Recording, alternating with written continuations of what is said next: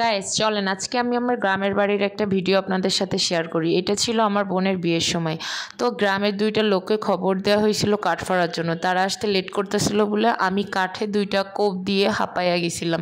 Hello আসসালামু আলাইকুম guys, আমার ভিডিওটা কে কোথা থেকে দেখতেছেন অবশ্যই কমেন্ট করে জানাবেন। যাই হোক, এখানে আমার ভাই বাজার করে নিয়ে আসছে দুইটা বড় বড় কাতল মাছ দুইটা এক একটা 5 কেজি ছিল ভাগ্যবশত। দুইটার ওজন 10 কেজি ছিল। আর এখানে চিংড়ি মাছ, গলদা চিংড়ি ছিল 40 পিসের মতো, আর হচ্ছে ঝুরা চিংড়ি ছিল আমাদের বাড়ির জন্য।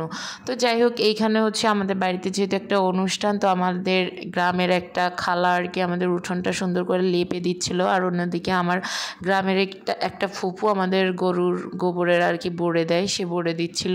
অন্যদিকে আমার ভাই এখানে বাজার করে নিয়ে আসছে। গ্রামের বাড়িতে বোঝেনি তো, ভ্যানে করে বাজার আসে, তো ও বাজার করে নিয়ে আসছে। তারপরে হচ্ছে আমার বড় বোন হচ্ছে এখানে মাছ দুইটা সুন্দর করে আঁশ ছাড়াইয়ে নিল। তারপরে হচ্ছে চিংড়ি মাছগুলো সুন্দর করে ধুয়ে নিল।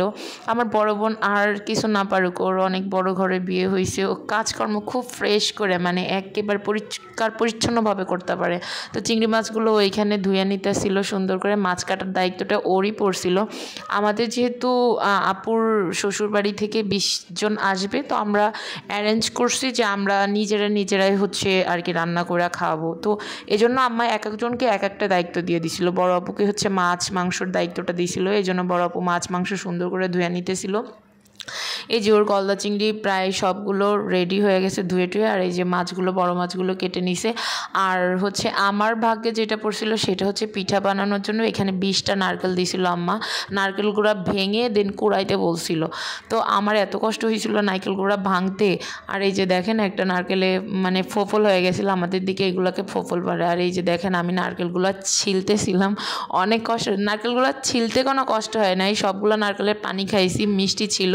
কিন্তু সব থেকে কষ্ট হয়েছে হচ্ছে কুড়াইতে। আমি আবার নারকেল ভাঙাতে খুব পটু, কারণ আমাদের গ্রামের বাড়িতে অনেক নারকেল গাছ, প্রায় 100 থেকে 200 নারকেল গাছ আগে ছিল, এখন একটু কমে গেছে। তো ছোটোবেলা থেকে আমরা যেটা করতাম, নারকেল ভেঙে ভেঙে খাইতাম খেজুরের গুড় দিয়ে, তারপরে খেজুরের গুড় দিয়ে পান্তা ভাতের নারকেল দিয়ে খাইতাম। তো ওইটার জন্য আর কি নারকেল অনেক বেশি খাওয়া, তো যে কোনো সময় নারকেলের পানি ডাব, এই জন্য আমার নারকেল ভাঙাটা বেশ চর্চা আছে। আর এই যে নারকেলগুলো কোড়ানো শেষ, আর এইদিকে হচ্ছে পান সুপারি চুন জর্দা সব কিছু কিনে নিয়ে আসছিলো। এটা না আমাদের পাশে ম্যান্ডেটরি, কারণ হচ্ছে আমার বাবা পান সুপারি খায়, তো আর মাঝে মাঝে আমরাও খাই সেখান থেকে। তো আমার ভাই হচ্ছে বাজারের কোনো ক্লিপ আমাকে অ্যাডই করতে দিতেছিল না, কারণ ও বলতেছিল যে নজর দেয়, নজর লাগে, বদনজর লাগে, এই জন্য। যাই হোক, এই যে আমার বড় বোনের হচ্ছে মাছ মুরগি এগুলোর দায়িত্ব ছিল, এগুলো একেবারে ফ্রেশ হয়ে গেছে। তো এই ছিল আমার আজকের ভিডিও। আমি পরবর্তী বিয়ের ভিডিওটা নিয়ে আসবো, অবশ্যই সবাই দেখবেন। আর ভিডিওটা ভালো লাগলে লাইক কমেন্ট শেয়ার করবেন।